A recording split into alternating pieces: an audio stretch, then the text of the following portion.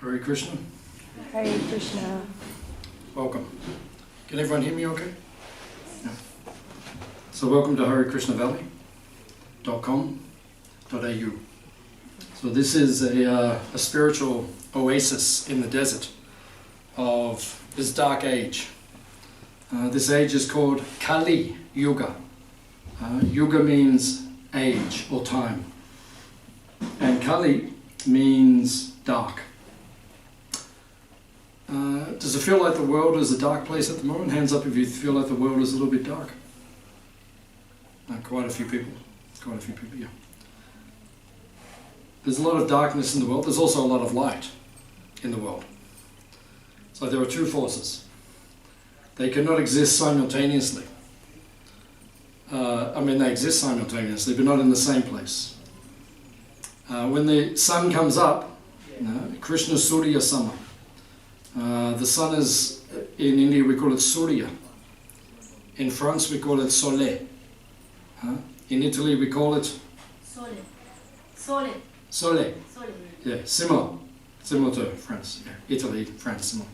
And in India we call Surya. And in Australia we call it sun. The sun. So in every language it is different, but it's the same thing. We're talking about the same thing. So the sun, when it is there, there is no darkness. Maya Haya Andhaka. Andhaka means darkness. So it says that when the sun is there, you cannot have darkness. So you won't have them in the same place. They can exist simultaneously in different places. Just like now, it is sunny here in Australia, but if you go to somewhere else in the world, it's dark. It's middle of the night. Everyone's asleep. So it cannot exist in the same place at the same time. So this age that we live in now, it is called Kali. Kali means dark. It's a dark time. Krishna Surya Sama Maya Haya Andhaka. This is from the Chaitanya Charitamrita. Wherever there is Krishna, now this is our name for God. Hands up if you believe in God. Or something higher, something above us. Everyone has different names. Like some people say God, some people say the universe, some people say Krishna. Everyone has different names. In our tradition, we say Krishna. That's our name for God, Krishna. And in our tradition, God is a blue cowherd boy. You see in the pictures, there's a blue boy. Who is dancing and feeding a peacock and playing his flute. This is how we see God. He is young. It's like people want to stay young forever. Why would God be old? He's old because he's the oldest person. Puranam Purusham. Purana Purush means he's the oldest person. Navayovanam cha. But he always looks young. He doesn't have to get old like us. We can't control it. We will get older and older and older and older, and then we will die. It's a good deal, isn't it? You will get older and then you will die. That's not a good deal. Just like if someone sells you something and they say, yeah, it's only going to last for a little while and then it will finish. That's not a very good deal. But everything in this world is like that. Because we are not the body, according to the Bhagavad Gita, the ancient teachings of India, we are not the body, we are the soul, the Atma. And the soul lives forever. But while you're in the body, the body will only last a short period of time. And then it's gone. That's the nature of spiritual science. We call it reincarnation, or transmigration of the soul, or samsara in Sanskrit. So we only live for a certain period of time. So Krishna, he lives perpetually. He lives always. Never was there a time when he did not exist, nor in the future shall he cease to be. But in the spiritual world, we don't have to get old. We can stay young forever. While you're in this world, your body will only lasts for a certain amount of time. But then it will perish. But your soul keeps living. That doesn't make sense? Yeah, the soul keeps living. So Krishna, he lives in a world, in a spiritual place where everything lasts forever. Nothing diminishes. The bodies, everyone lives perpetually, and everyone is young. Hands up if you like to be young forever. One lady. Okay. Okay, two ladies. We want to be young forever. Yeah, that's natural. Everyone wants to be like that. But there is a place you can go to where you can be like that. But as long as you're here in this world, you cannot be like that. You will have to die at some point. That is the nature. That is reality. Everyone has to die. But that is unnatural. Then, if you die in this world, your soul will transmigrate into another body. So you don't really die, but you just change your body. Like you change your clothes every day. So you don't have the same clothes you wore yesterday. So you just took them off and you put on a new set. So it's like that. Then the soul will go into a new body. So, Krishna's body, it lives forever. So that's how we see God. He's a blue cow-haired boy. He is young. He likes to play with the cows. Just like after lunch we'll take you to see our sacred cows. Everyone said they want to go and visit the sacred cows. Even we had a friend from our other farm, our sister farm, up in Byron Bay, Moolumba. Beautiful place. Beautiful place. Even more beautiful than here. But she came here and she looks after cows up there. She said, our cows are very special. Why is that? Our cows are very special? Because they're very special. And when you're very special, it means you are very special. And so our cows are very, even amongst all the cows in the world, on the earth, our cows are very special. A number of people have told me that. People who live with cows, not just random people, people who actually live with cows, serve cows. Many people have told our cows are special. So what can I say? We have the best cows in the universe. And then after lunch, you can go and meet the best cows in the universe. Does it sound nice? It's part of your ticket today. You get to see the best cows in the universe. We can't write that on the ticket because then if you say you're the best of something, you can actually be sued in marketing. You're not allowed to use those terms, the best, although they take you to court. So we don't say the best, but I'm saying here on the microphone, on the YouTube, we are the best. Like that. We are the best. But I can't write it now, that's all. So, we have these beautiful cows. So God likes to live with beautiful cows. And then, wherever Krishna is, because Krishna is like the sun, God is like the sun. So wherever he is, there is not darkness. And wherever, it says in the ancient teachings, whenever cows are protected in that place, darkness will not exist. Everything will be pure and peaceful and spiritual. But if the cows are not protected, then everything will become dark. And we'll see in the world. Actually, there are 5 groups which must always be protected according to the ancient teachings. What are the 5 groups that must always be protected under all circumstances? Children, very good. Who said that? Oh, good. Okay, thank you. You get a free dessert today. So, okay, children. Children must always be protected. Okay. Second, who else must always be protected? Very good. Elderly. The elderly must always be protected. The children, the elderly. Third? Nature. Nature. Very good. That's not one of them, but it's true. Animals. But it's true. It's true. You have to. Cows. Cows. Very good. Yeah. Animals. Generically animals, but especially the cow. So the cow must always be protected. The women, the elderly. Oh, sorry, the children, the elderly. The cows. And? People with disabilities. Yeah, people with disabilities, yeah. That's not one of the 5 groups, but it's true. Women. That's true. Which one? Women. Very good. Women. Yeah, women must always be protected. Yeah. And there's one more. Yes? The deities of Lord Krishna. That's true. That's true, but that's not one of the 5. But it's true. That's good. Sages or munis or teachers. Brahmanas. Holy people. Yeah, the spirit, the holy person. But he has to be a real holy person, not the cheating holy people. They're like wolves in the dress of the lambs. Our great guru Bhaktisiddhanta Saraswati Thakur, he said that 100 years ago, when the missionaries were coming to India. He said many of them were wolves in the dress of the lambs. They dress nicely on the outside, but in the inside, and we know historically, so many not good things happen. So that's not good. But a real holy person you have to protect. So these 5 especially, plus the other things you mentioned also. But we have to protect. So here at Hare Krishna Valley, we protect these 5. Children are protected. Cows are protected. We don't eat the cow. In Australia and India and Brazil and America, these are the 4 biggest cow slaughtering nations on the planet. They eat a lot of cows. Kill a lot of cows. Australia, we kill a lot of cows. And when you do that, problems will come. Everything will become dark.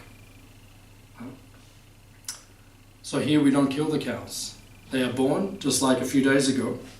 We had a beautiful calf was born. You'll get to meet her after lunch. Her name is Nainika. Nainika means one who has beautiful eyes. Nainika. She has you'll see, she has beautiful eyes. If her eyes are not beautiful, you can have your money back. But her eyes are beautiful, so she's got Nainika. Beautiful eyes. So she was only born a few days ago.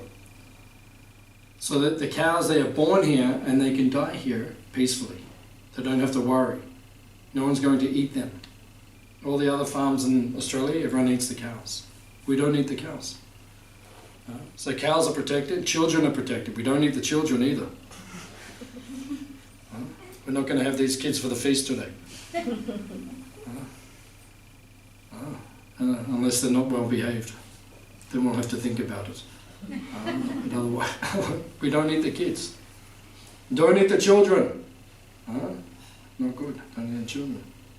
Must be protected. Children must be protected.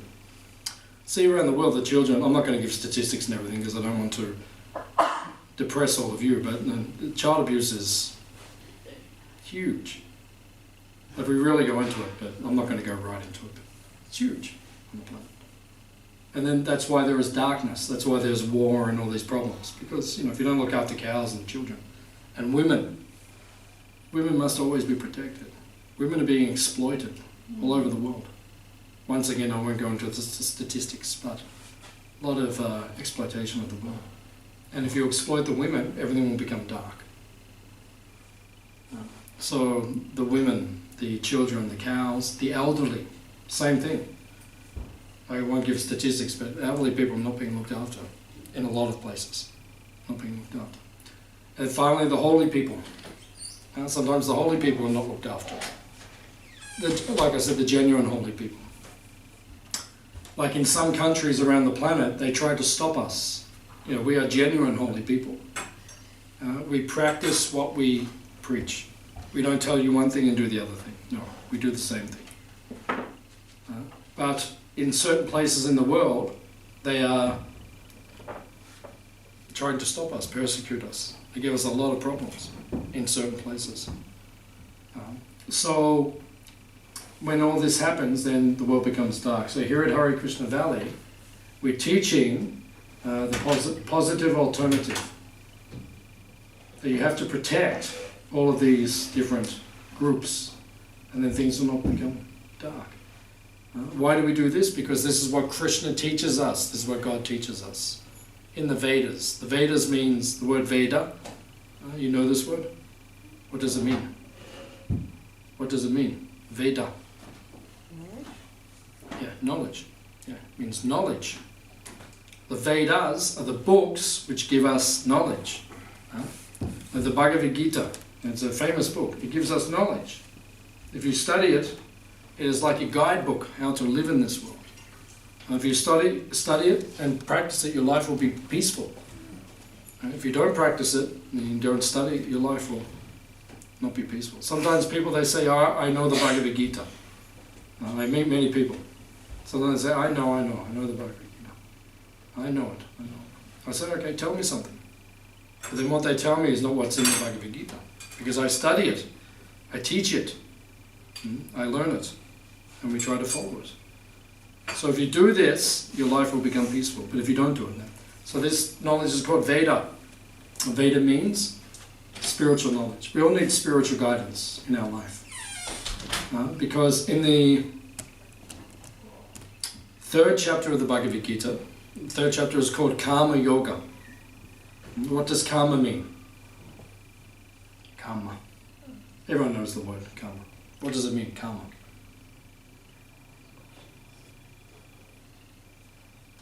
Yeah. It means like your actions coming back to you. Yeah. Yeah, literally it means action. And then we know karma means when you do an action, that reaction comes back to you. Yes, that's what we call karma. So it literally means karma means action. So 3rd chapter of the Bhagavad Gita is called Karma Yoga. The 4th chapter of Bhagavad Gita is called Jnana Yoga. What does jnana mean? Knowledge. So you have to marry these two. Your actions or your activity has to be governed by knowledge. The problem with the world these days is people act, everyone's very active, but they don't have knowledge. And then what happens when you act without knowledge? You make a mess. Does anyone here cook? One lady. Very good. Okay, so this one lady cooks. So if you cook but you don't have knowledge, what do? You make a mess. You burn it and it doesn't come out very nice. I'm not a very expert cook. I know I can cook a few things, enough to stay alive. I'm still here, so I know how to cook some things, but I'm not like an expert cook. I could learn it, but I use my energy for other things. But if you don't know what you're doing, you just make a big mess. And then it comes out and you invite someone for dinner and they look at it and they say, oh, it looks very nice. Thank you for inviting me like that. So it means if you do the activity of cooking but you don't have the knowledge of how to cook, you'll just make a mess. So in life, if we don't know how to act properly, if we don't have knowledge, spiritual wisdom, we just make a mess. And you see in the world, there's a big mess. The planet's in a big mess. Politics is a big mess. Society is a big mess. The environment is a big mess. The economy is a big mess. Everything's a big mess. Why? Because people are acting without knowledge. So the Bhagavad Gita teaches us you have to act in this world, but you must have knowledge how to act properly. That's the ancient teaching. So that's why we have the Vedas. We have these ancient books that we study and we practice, we try to follow. And if you do that, your life becomes peaceful. Shanti. Krishna says in Bhagavad Gita, you will become Shanti. But if you don't follow the ancient teachings, your life will become chaotic. And then we wish you luck. But if you follow knowledge, then you'll have a very good life. So here at Hare Krishna Valley, we try to teach people these things. Live peacefully, don't eat the animals, don't kill the animals, don't eat the children, they don't taste very good anyway. Don't eat the women, don't eat the elderly people, and don't eat the holy people. Don't do that. But in Kali Yuga, people do all these crazy things, and then that's why we have all the problems. It's a dark age. So here we're trying to teach something different. Not darkness, but light. It's a place where you can come, you can feel this positive experience of light. So does anyone have any questions or comments about anything we're talking about, or about anything in terms of spiritual knowledge? Or you can ask a question about anything if you want some spiritual guidance or enlightenment, we can do. Prabhuji, earlier you said we can go to Krishna Golo. Can you tell us how? That way we can start following to stay young. So the question is, how can we go to the other world, the spiritual world? It's a very good question, how to get there. So just like if you want to go and see the 12 apostles, how do you get there? Drive. You drive, or you could walk, or you could take a boat. Well, there's many ways to get there. But you have to know how to get there. That's the point. And you need a map. Because if you don't know the map, you'll end up somewhere else. You'll end up in Alice Springs. Instead of seeing the 12 apostles, you'll see Ayers Rock, which is also nice. You have to make your choice, but you need a map, right? Otherwise you won't get there. So in life, we need guidance, we need a map. So if you want to go to the spiritual world, if you want to go to Krishna, if you want to go to God, if you want to live in His place, people call it heaven or different words, you need the map, how to get there. Now you can't just drive your car, because what? It's above. It's above? Yeah, it's above, yeah, true. The car will run out of petrol. We've had that experience this week. The car can run out of petrol. Right? So then if the car runs out, you're not going to get to Krishna's land. The other interesting fact is, there's no cars in the spiritual world. Show me any picture where Krishna is in a car. There's no cars there. There's no aeroplanes. There's no cars. Right? There's no iPhones. There's no iPhones there in the spiritual world. How will we cope? No iPhones. When you go to the spiritual world, there's no one sitting around going, let you know, what's Krishna doing now? So, no live streaming. These things are not there. They do have communication. You know how they communicate in the spiritual world? Because they don't have a phone. You know how they communicate? Parrots. Parrots. The parrots come and they speak. Krishna speaks the parrot language. He goes, speaks and the parrot listens, and then the parrot flies to Radha, or his friend, and says, gives the message, and then she speaks to the parrot, and then he goes back to Krishna, gives the message. That's actually how they... Right? Does that sound more cool? That's better. Better than an iPhone. You just have to take your parrot with you wherever you go. And you just say your parrot. Like Kamal's down at the ashram, I just said a parrot. Tell him I just need him up at the Goshala to clean the cow bung. Goes on, hey Kamal. Sends back and he goes, okay. That's how they do in the spiritual world. It's a better system. But in this world we use these things. So in this world we have these material systems. So material systems will not get you there. It doesn't work.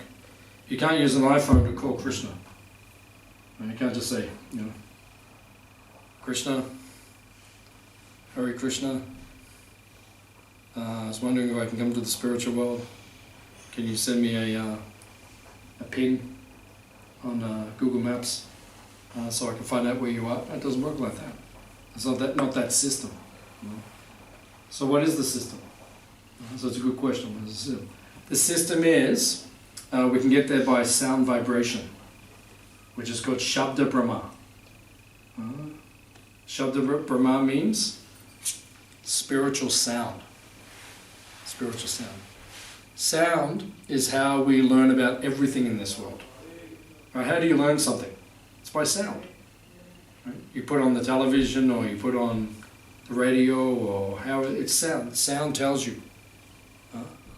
Or you ask someone, how do I get to the 12 apostles? Right? It is by sound. Someone says, oh, you go on this road, and then you go on that road, and then you go there, and you go here, and like that. How long it will take? It'll take 2 or 3 hours from here to get there. Well, it's sound. That's how you travel. That's how you learn. So Shabda Brahma means spiritual sound. So when we get spiritual sound, that teaches us how to get to Krishna. So Krishna is very kind. He came here to earth 5,000 years ago, and he spoke the Bhagavad Gita. And when you study the Bhagavad Gita, he teaches you how to get there. Right? Krishna says, if you want to know him, he says, Bhakchamam abhijanati yavanyas chasmi tattvataha. You know that one? And that's 18th chapter. 18, I think, 55. Like that. Yeah. That's a good verse. Now, Bhakchamam abhijanati. Krishna says, only by bhakti. Bhakti means devotion. Just like when you come here to Hare Krishna Valley, on the front sign, it says Bhakti Yoga Ashram. It's a place where we practice bhakti yoga. What is bhakti yoga? Bhakti yoga means the spirit of devotion. Just like we cook food. If you don't eat food, you die. So we cook food, and we cooked food before, but now my wife is offering the food to Krishna, to God. Right? So we cook the food, but with bhakti or devotion, with love, we offer it to Krishna first. We always do this. First we offer the food to Krishna, then we partake. Then it becomes blessed, it becomes spiritualized. So that is the process of bhakti. That means whatever you do, do it for Krishna. Don't just cook food just for yourself. Cook food for Krishna, for God. Make him happy. And then if he's happy, you will be happy. That is the system. So that is called bhakti. So Bhagavad Gita teaches us that if you practice bhakti, then you can come to Krishna. Tattvataha. Tattva means truth. You will know him in truth. In other words, he will transport your soul to his spiritual world when you die. He will transport you there when you know him in truth. So he teaches that in the Bhagavad Gita. Jamma kama chame divyam. Krishna says in the Bhagavad Gita, if you understand that his appearance and his activities while he's here are fully divya, spiritual, then you will go to him at the end. He says in many places in Bhagavad Gita. So this is how we get to that world. And we can even give you Krishna's telephone number, God's telephone number, if you want to connect to him on the phone. And that telephone number is Hare Krishna, Krishna Krishna, Hare Hare, Hare Rama, Rama Rama, Hare Hare. So when you chant the pure holy name of Krishna, you are directly communing with him, connecting with him. That's his telephone number. He's listening. But he's listening to how you chant. He's listening to how. He's walking in right now. Yeah.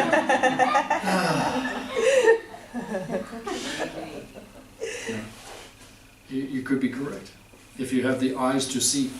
It says in Brahma Samhita, Premanjanach Churita Bhakti Vilochanena. If you have your eyes are tinged with bhakti, with love, you can see him.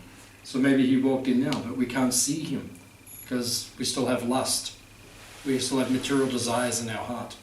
But if you can cleanse that, then you can see him. Maybe he did walk in now. Yeah, he came in to sit and have lunch. He was called. When the pure devotee calls him, then he sits and eats. That is the system. And sometimes, even in the past, he ate everything on the plate. And when they came back, there was nothing left on the plate. We'll see if that happens today. But it has happened. There are stories where that has happened. I swear on the Bhagavad Gita, that is true.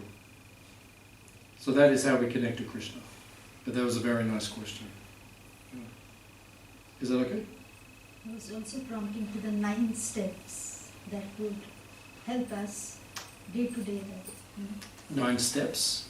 No, so you told bhakti. Yeah. And the 9 steps. One we did kirtan and.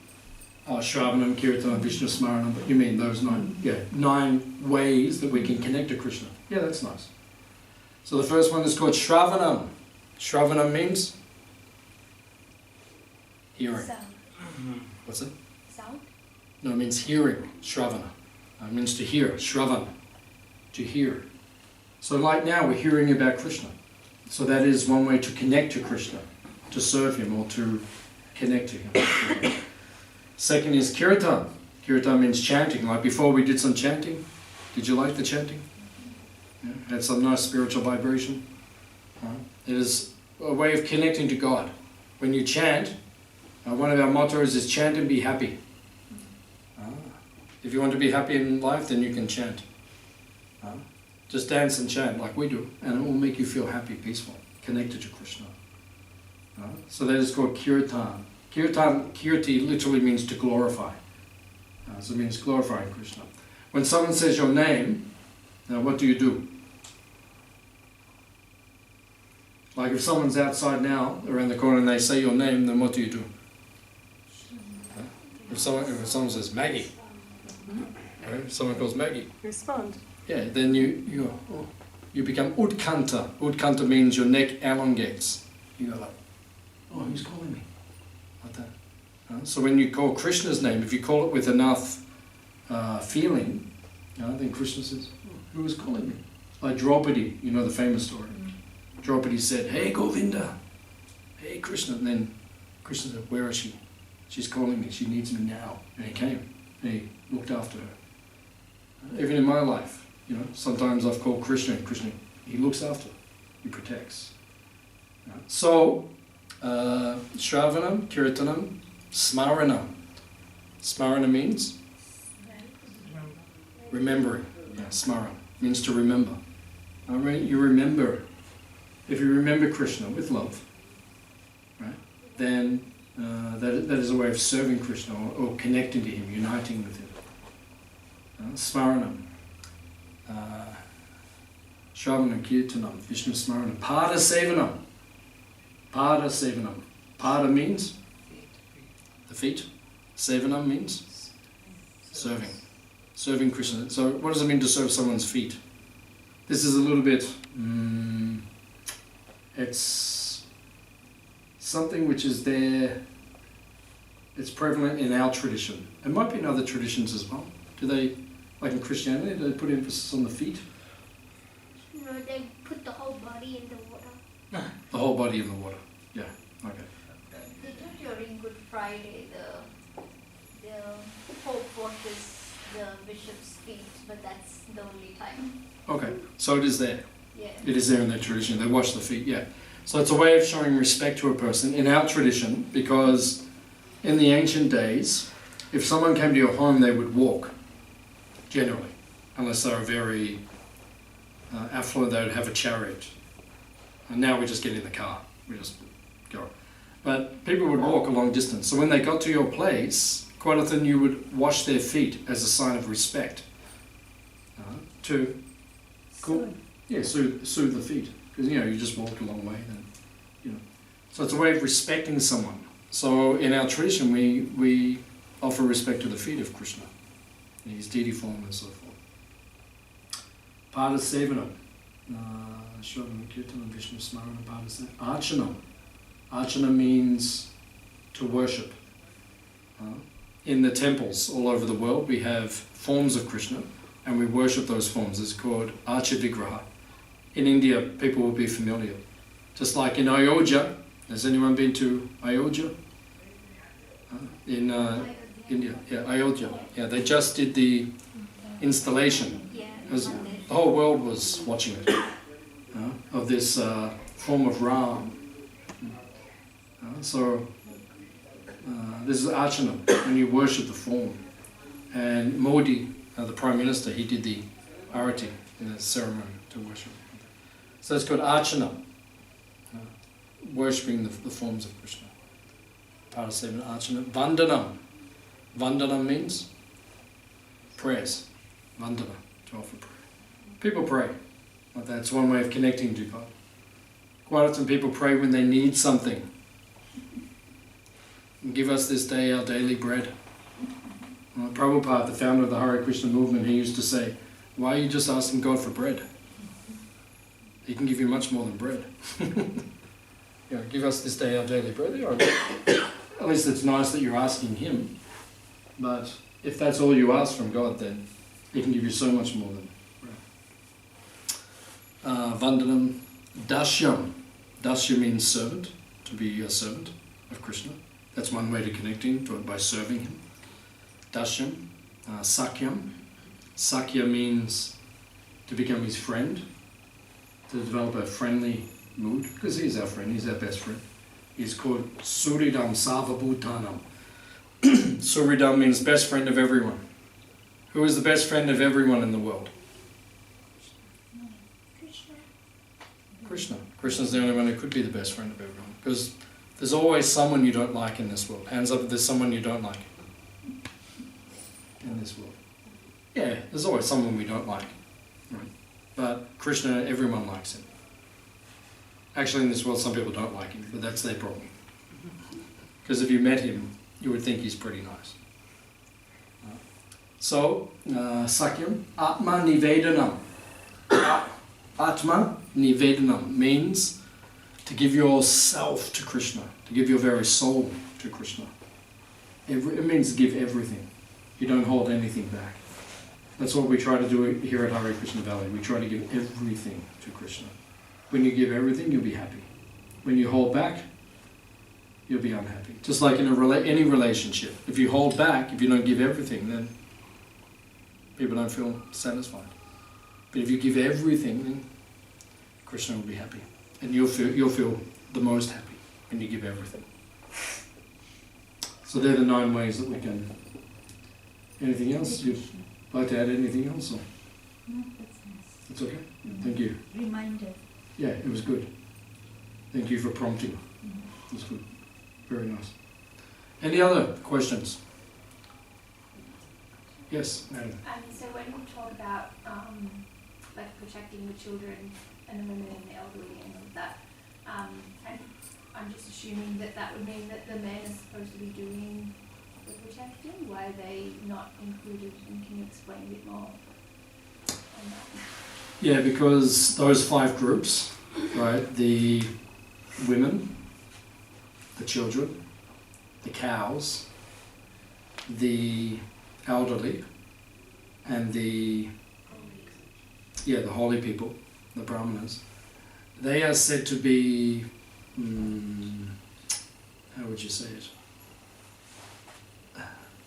They're said to be the ones that should be protected. Yeah, so you could say, it's not just men, but I mean everyone in society should take the responsibility of protecting those groups, especially. I mean, everyone should be protected. Is that because they're more vulnerable? Yeah, they're more vulnerable. And it means that they're innocent. There's purity there. So when purity is there, one should not abuse the purity. So like you'll see, traditionally, like on the Titanic, did you see that movie? Yeah. Titanic? No. So you saw what did they do when the ship started sinking? Women and children. Yeah, women and children. And even to this day, I think that's what we would do. I think most culture people would do that because there's an innocence there, there's a purity there, and that needs to be protected. So that's why those 5 groups are especially meant to be. You have to look after the men as well. Yeah. Yeah, men are nice as well. Men are nice as well.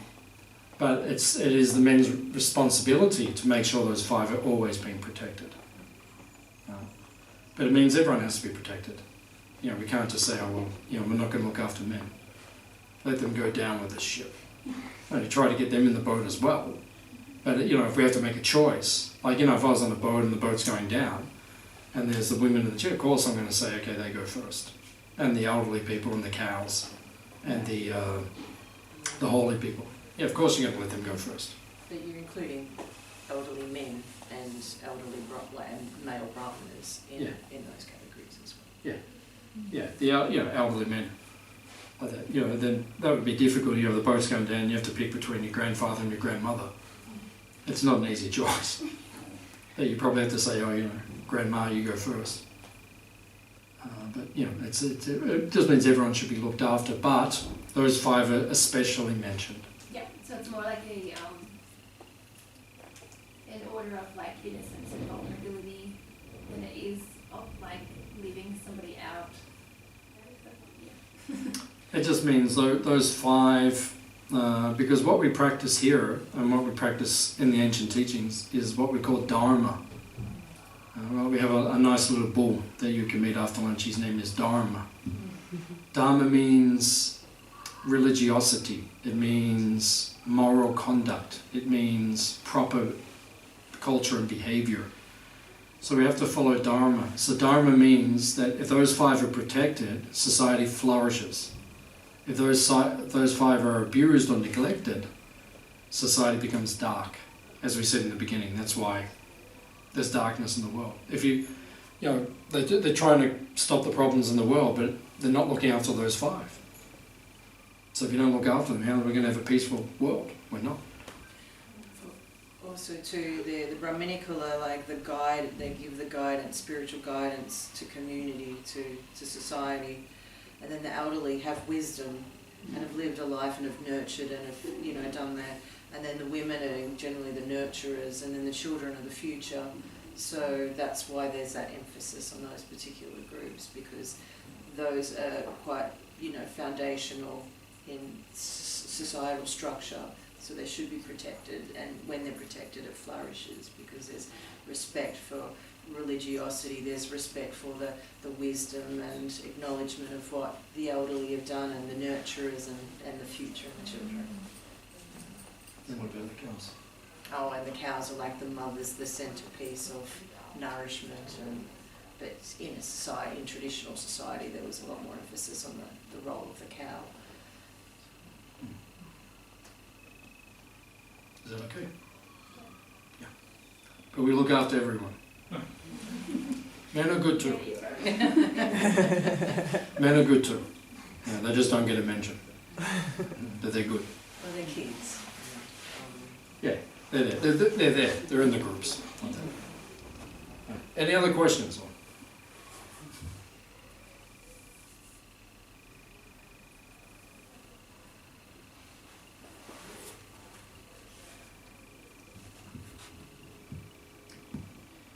Everyone has attained enlightenment. In that Hare case, Krishna. do we have time? If I can Yeah, ask one more. of course. Earlier you said that Atma changes bodies like clothes. Can you let us know what that is based on, like the karma and Yeah. yonis and that one? Yeah. Why do we change to a particular body? Yeah. Yeah, as you said, it's because of karma. So, in the Bible it says, as you sow, so shall you reap. That's karma. So whatever you do in this life, that's all you'll get in the next life. Now that is called karma. So if you are acting like a good person, then in your next life you get good results. If you're acting like a negative person, in your next life you get negative results. But the thing is with karma, from what I've seen in the world, it's always mixed. Right? It's always mixed. Because we've had many lives. So in our many lives, we've accrued positive results, punya, and negative results, papa. So we've done good things, we've done negative things. Because you see in everyone's life, it's a mixture. Right? There's some good, but there's some bad. Like some people have a lot of money, so you can say that's good. Some people are poor, right? That can be bad. But then some people are very intelligent, that's good. Some people are not that's bad. Some people are very physically attractive, that's good. Or they have strong bodies or fit bodies, that's good. Some people, they're born with disease or with infirmity or problems, that's bad. So all these things always mixed. Just like you see King Charles, right? He's the king now, King Charles. So you see his life, it's all mixed. Right? He's born the King of England.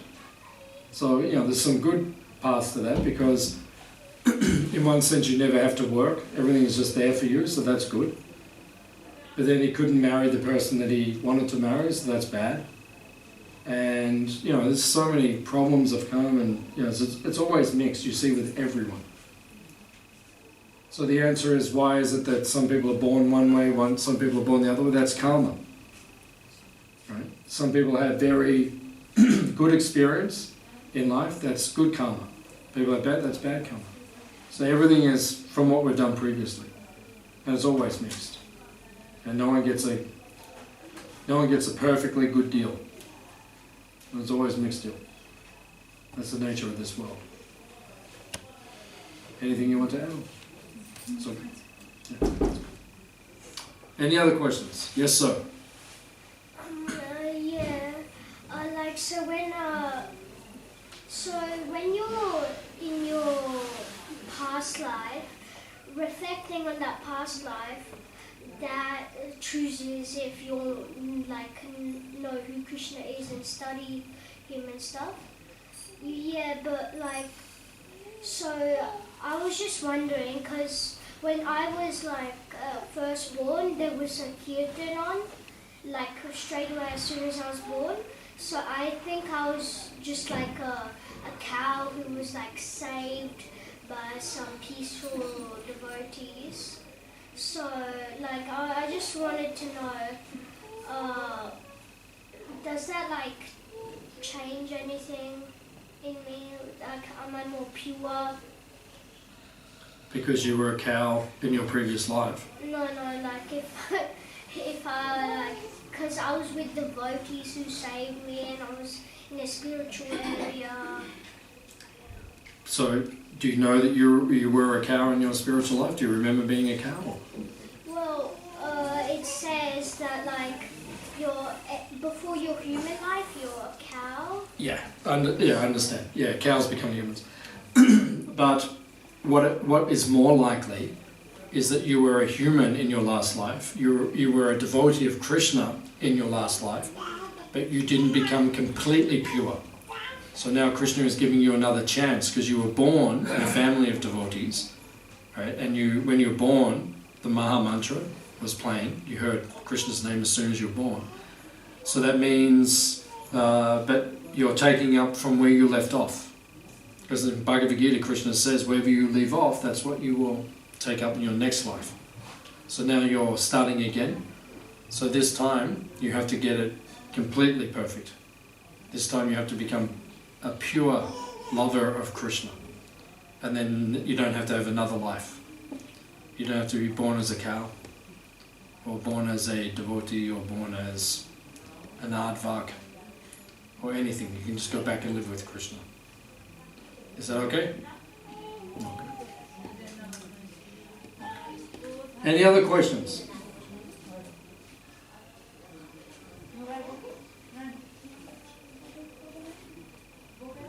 Anything else? We have some time, so if you want to ask anything, you can.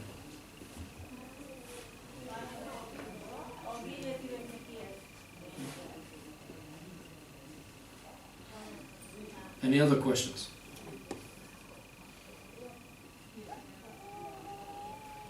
Okay. Everyone's happy and satisfied? That's good. So we'll go and see the sacred cows after lunch. We'll take some prasad, some spiritual food, and then afterwards. Those of you who brought your tickets today, thank you very much. Those who didn't get the tickets, if you want to give a donation, you can leave in the donation box, or you can come and see me and we can arrange. So we'll go outside, turn right. We'll serve the prasadam, the lunch, just down here, and then you can just sit anywhere you want. We have a dining room next door if you want to sit inside. If you just want to have a picnic outside, you can sit wherever you want. And then after lunch, we'll go across and see the sacred cows. Thank you all for coming. Hare Krishna. Hare Krishna.